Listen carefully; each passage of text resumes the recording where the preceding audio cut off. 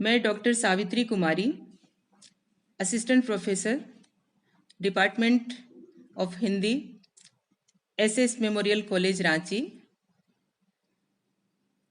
BA same 6 के विद्यार्थियों के लिए DSE 4 में ग्रुप बी प्रेमचंद के तहत प्रेमचंद का जीवन वृत्त एवं रचना संसार पर बात करूंगी।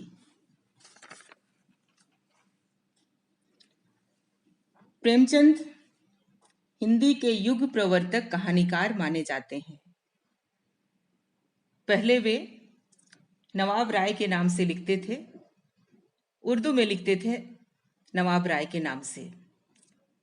उर्दू में लिखा हुआ उनका कहानी संग्रह सोजे वतन 1907 ईस्वी में प्रकाशित हुआ था।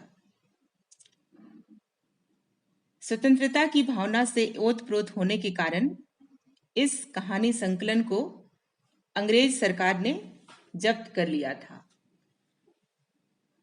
कालांतर में वे हिंदी में प्रेमचंद के नाम से लिखने लगे। उनका जन्म वाराणसी जिले के लम्ही ग्राम में हुआ था। उनका मूल नाम धनपत राय था। प्रेमचंद की प्रारंभिक शिक्षा वाराणसी में संपन्न हुई। मैट्रिक के बाद वे अध्यापन करने लगे थे और क्योंकि पढ़ने लिखने में उनकी रुचि बचपन से थी, तो स्वाध्याय के रूप में उन्होंने बीए तक की शिक्षा ग्रहण की। असहयोग आंदोलन के दौरान उन्होंने अपनी सरकारी नौकरी से त्याग पत्र दे दिया और पूरी तरह से लेखन कार्य के प्रति समर्पित हो गए।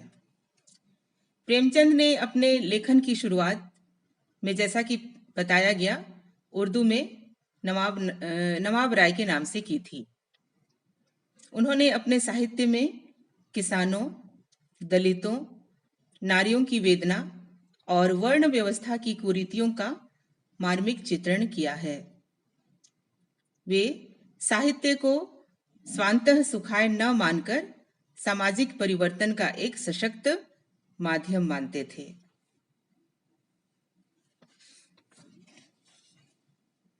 उनकी जो कहानी हिंदी में पहली बार सन 1916 ईस्वी में प्रकाशित हुई, वह पंच परमेश्वर है, और उनकी अंतिम कहानी कफन है, जो 1936 ईस्वी में प्रकाशित हुई थी। अतः इस काल को प्रेमचंद युग कहना उचित प्रतीत होता है। मुंशी प्रेमचंद ने अपने जीवन काल में लगभग 300 कहानियों की रचना की, जो मानसरोवर के 8 खंडों में प्रकाशित हुई है। मानसरोवर के प्रथम खंड में जो कहानियां प्रकाशित हुई हैं, उनके नाम हैं अलग योझा, ईदगाह, माँ, बेटों वाली विधवा, बड़े भाई साहब, शांति, नशा, स्वामिनी, ठाकुर का कुआं, घर जमाई, पूस की रात, झांकी, गुल्ली डंडा, ज्योति, दिल की रानी, धिक्कार, कायर, शिकार, सुभागी, अनुभव, लांछन, आखिरी हीला, तवान, घास वाली, गिला, रसिक संपादक और मनोवृत्ति। मानसरोवर के दूसरे खंड में प्रेमचंद की जो कहानियां प्रकाशित हुई हैं, उनके नाम हैं कुसुम, खुदाई फौजदार, वेश्या, चमत्कार, मोटर के छींटे, कैदी, मिस पद्मा, विद्रोही, उन्माद, न्याय, कुत्सा, 2 बैलों की कथा, रियासत का दीवान, मुफ्त का यश, बासी भात में खुदा का साझा, दूध का दाम, बालक, जीवन का शाप, डामुल का कैदी, नेऊर, गृह नीति, कानूनी कुमार, लॉटरी, जादू, नया विवाह और शूद्रा। मानसरोवर के तीसरे खंड में प्रेमचंद की जो कहानियां प्रकाशित हुई हैं उनके नाम हैं विश्वास, नरक का मार्ग, स्त्री और पुरुष, उद्धार, निर्वासन, नैराश्य लीला, कौशल, स्वर्ग की देवी, आधार, एक आंच की कसर, माता का हृदय, परीक्षा, तेंतर, नैराश्य, दंड, धिक्कार, लैला, मुक्तिधन, दीक्षा, क्षमा, मनुष्य का परम धर्म, गुरु मंत्र, सौभाग्य के कीड़े, क्षमा कीजिएगा, सौभाग्य के कोड़े, विचित्र होली, मुक्ति मार्ग, डिक्री के रुपये और शतरंज के खिलाड़ी। मानसरोवर के चौथे भाग में जो कहानियां प्रकाशित हुई हैं उनके नाम हैं प्रेरणा, सदगति, तगादा, दो कब्रें, ढपोर संख, डिमांस्ट्रेशन, दारोगा जी, अभिलाषा, खुच्चड़, आगा पीछा, प्रेम का उदय, सती, मृतक भोज, भूत, सवा सेर गेहूं, सभ्यता का रहस्य, समस्या, दो सखियां, मांगे की घड़ी और स्मृति का पुजारी। मानसरोवर के पांचवें खंड में जो कहानियां प्रकाशित हुई हैं उनके नाम हैं मंदिर, निमंत्रण, रामलीला, मंत्र, कामना तरु, सती, हिंसा परमो धर्मः, बहिष्कार, चोरी, लांछन, कजाकी, आंसुओं की होली, अग्नि समाधि, सुजान भगत, पिसनहारी का कुआं, सुहाग का शव, आत्मसंगीत, एक्ट्रेस, ईश्वरीय न्याय, ममता, मंत्र, प्रायश्चित, कप्तान साहब और इस्तीफा। मानसरोवर के छठे भाग में जो कहानियां प्रकाशित हुई हैं उनके नाम हैं यह मेरी मातृभूमि है, राजा हरदौल, त्यागी का प्रेम, रानी सारंधा, शाप, मर्यादा की वेदी, मृत्यु के पीछे, पाप का अग्निकुंड, आभूषण, जुगनू की चमक, गृहदाह, धोखा, लाग डाट, अमावस्या की रात्रि, चकमा, पछतावा, आप बीती, राज्य भक्त, अधिकार चिंता और दुराशा। मानसरोवर के सातवें खंड में प्रेमचंद की ये कहानियां प्रकाशित हुई हैं जेल, पत्नी से पति, शराब की दुकान, जुलूस, मैकू, समर यात्रा, शांति, बैंक का दिवाला, आत्माराम, दुर्गा का मंदिर, बड़े घर की बेटी, पंच परमेश्वर, शंखनाद, जिहाद, फातिहा, वैर का अंत, दो भाई, महातीर्थ, विस्मृति, प्रारब्ध, सुहाग की साड़ी, लोकमत का सम्मान और नाग पूजा। मानसरोवर के आठवें और अंतिम खंड में जो कहानियां प्रकाशित हुई हैं उनके नाम हैं खून सफेद, गरीब की हाय, बेटी का धन, धर्म संकट, सेवा मार्ग, शिकारी राजकुमार, बलिदान, बोध, सच्चाई का उपहार, ज्वालामुखी, पशु से मनुष्य, मूठ, ब्रह्म का स्वांग, विमाता, बूढ़ी काकी, हार की जीत, दफ्तरी, विध्वंस, स्वत्व रक्षा, पूर्व संस्कार, दुस्साहस, बौड़म, गुप्त धन, आदर्श विरोध, विषम समस्या, अनिष्ट शंका और सौत।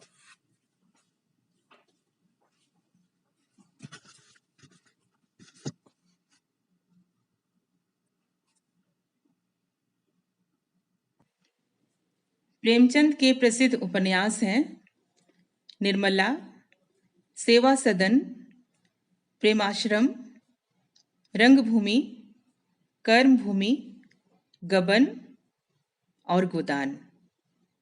उन्होंने नाटक भी लिखे, करबला, संग्राम, प्रेम की वेदी। साथ ही उन्होंने माधुरी, हंस, मर्यादा और जागरण आदि पत्रिकाओं का संपादन भी किया।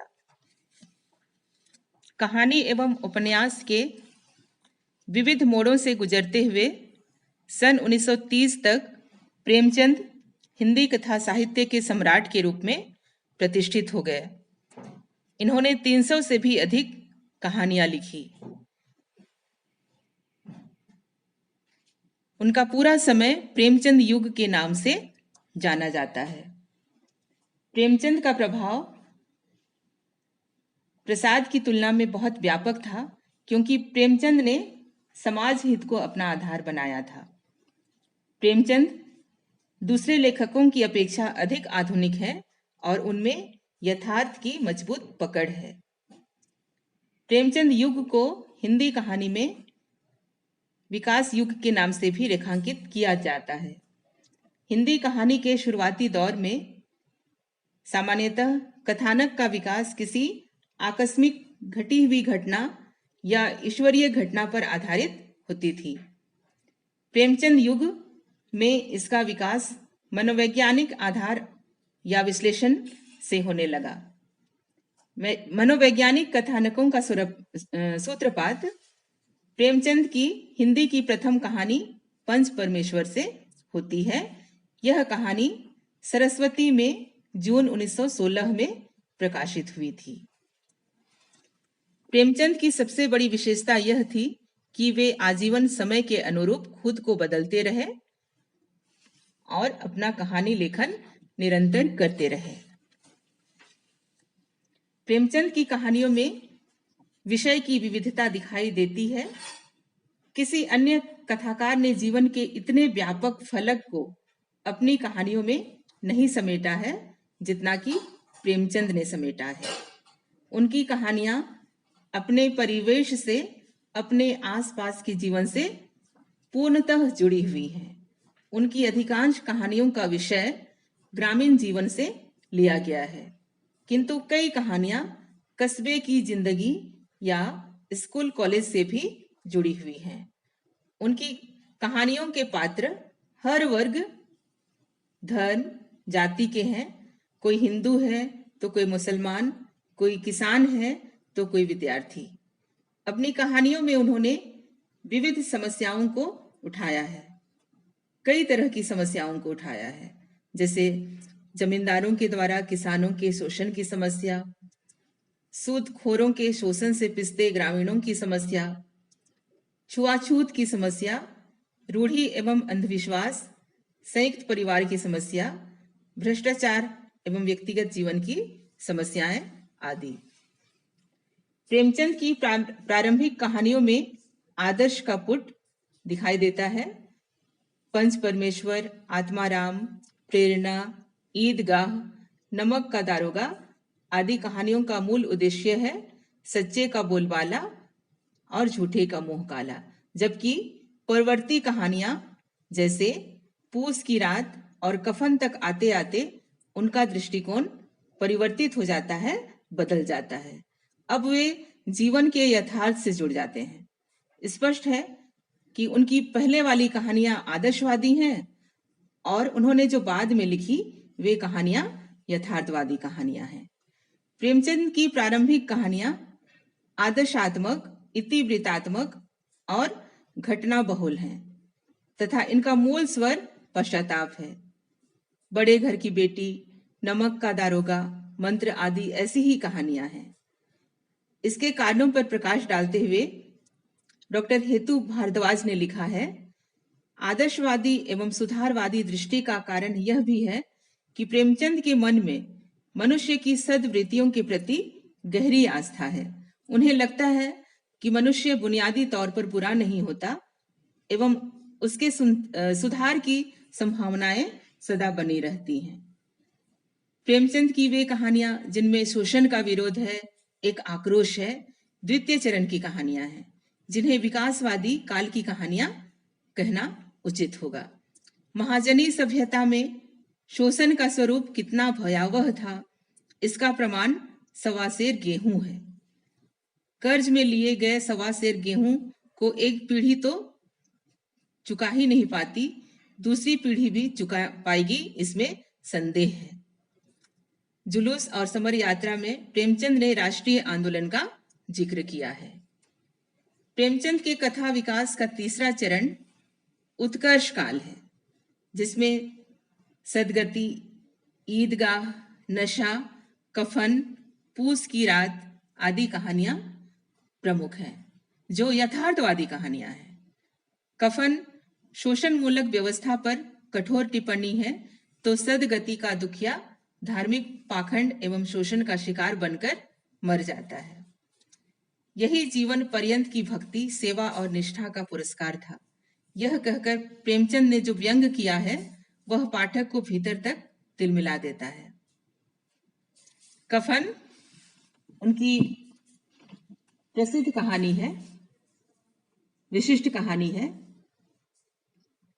कफन कहानी में प्रेमचंद ने तात्कालिक समाज की कई बातें रखी हैं। यह मानवीय संवेदना पर आधारित कहानी है और पूर्णतः यथार्थ बोध पर आधारित कहानी है।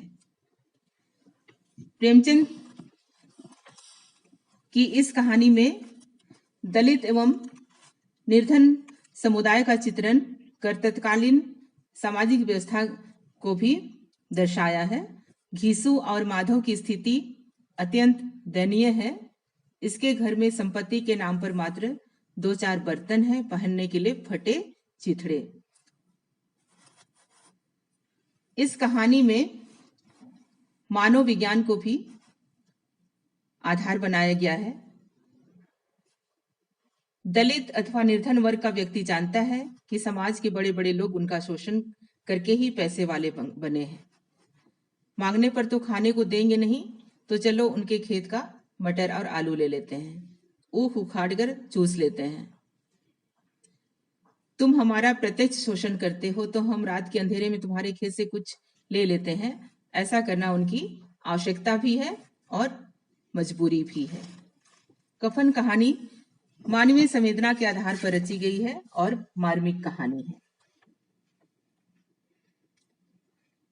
कफन के घीसू और माधव कफन के लिए मिले पैसों से अपना पेट भरते हैं और शोषकों को कोसते हुए अपने को तसल्ली देते हैं कि निश्चय ही बुधिया स्वर्ग जाएगी, जो मरते मरते हमारी आकांक्षा को पूरी कर गई।